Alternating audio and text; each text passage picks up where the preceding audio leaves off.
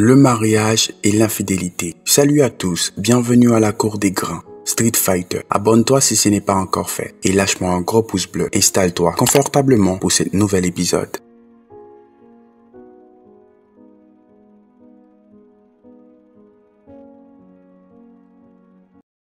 Avec vous, Myriam Excellus. Je dis à vous répondre à une question.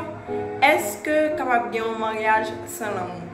Tout d'abord, un mariage c'est une union entre deux mondes, une fille et un garçon, dans condition que la loi mette pour ça.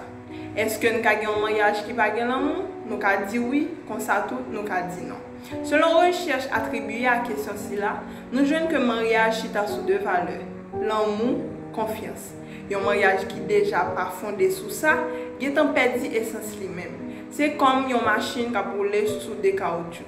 Un bagage qui est catégoriquement impossible. Oui, capable de un mariage sans l'amour. Faut que nous acceptions tout que, à l'avenir, un conjoint ça va obliger à chercher ailleurs. Une décision qui va porter en pile mauvaises conséquences dans le mariage là. Le mariage est l'union légitime de deux personnes, dans les conditions prévues par la loi. Le mariage est une union conjugale contractuelle, à durée illimitée, déterminée ou indéterminée, reconnue et encadrée par une institution juridique ou religieuse qui en détermine les modalités. Le mariage est ainsi un acte officiel et solennel qui institue entre deux époux une communauté socialement reconnue appelée famille ou foyer, dont le but est de constituer un cadre de vie stable, commun aux parents et aux enfants pour leur éducation. Si le mariage a pour but d'unir deux êtres vers un destin commun, cet engagement peut revêtir différentes formes. Petit récapitulatif des différents types de célébrations et de contrats de mariage. Vouloir se marier ne veut pas forcément dire la même chose pour tous. Si aux yeux de certains, cet engagement apprend devant Dieu et relève d'une étape de plus dans leur vie de chrétien. Pour d'autres, il s'agit plutôt d'une célébration de l'amour et de son couple, sans aucun caractère religieux.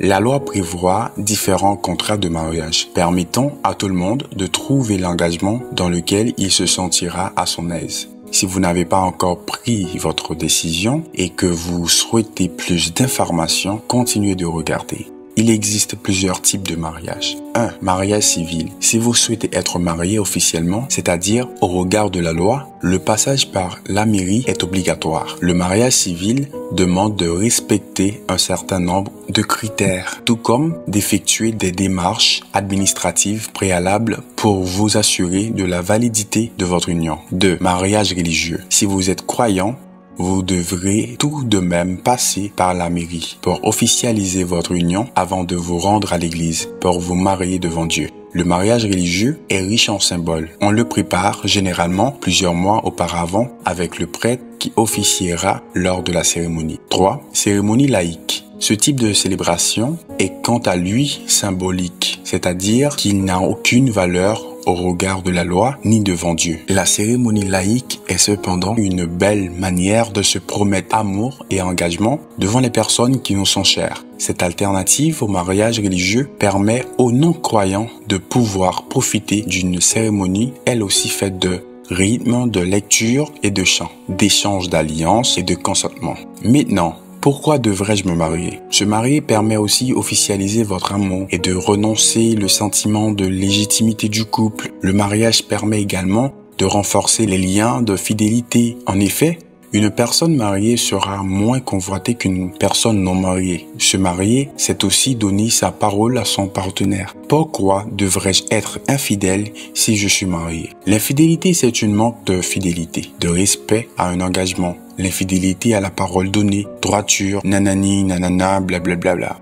L'étude révèle qu'il s'agit de la seule période au cours de laquelle les femmes trompent davantage que les hommes. Oh ouais. La première année du mariage, les hommes et les femmes ne se comportent pas de la même manière. Les femmes semblent plus respectueuses de la promesse de fidélité. Seuls 16% des femmes mariées trompent leur conjoint, alors que 28% des hommes craquent et cèdent à la tentation dès la première année de mariage. Entre la 3e et la 9e année, les couples ont du mal à résister à la routine. 54% des couples déclarent que l'émergence de la routine au sein de leur couple est la première cause d'infidélité. À partir de la 3e année de mariage, l'étude révèle qu'il s'agit de la seule période au cours de laquelle les femmes trompent davantage que les hommes. 57% de femmes déclarent avoir trompé leur mari pour seulement 42% d'hommes infidèles. Wow. On ne doit jamais se venger par l'infidélité de l'infidélité des autres. La différence de l'infidélité dans les deux sexes est si réelle qu'une femme passionnée peut pardonner une infidélité, ce qui est impossible à un homme. Je reprends. Une femme passionnée peut pardonner une infidélité, ce qui est impossible à un homme. Qu'est-ce qui pourrait sauver l'amour? Apparemment, la tromperie. Si l'infidélité est plus souvent considérée comme une trahison et la fin d'un amour, elle serait pour la psychanalyste d'origine belge, Esther Perel, un moyen de sauver son couple. Il ne faut pas peut-être donner priorité à la tromperie comme étant la trahison ultime. Il y en a beaucoup.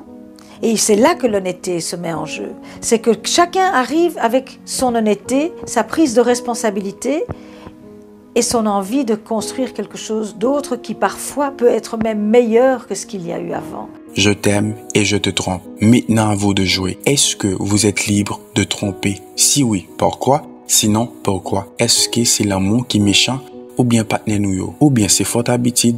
Nous venons trop à l'aise, c'est même bagaille yo qu'a répété chaque jour. Je suis Jeffrey Bryan, votre podcast est à vos pieds.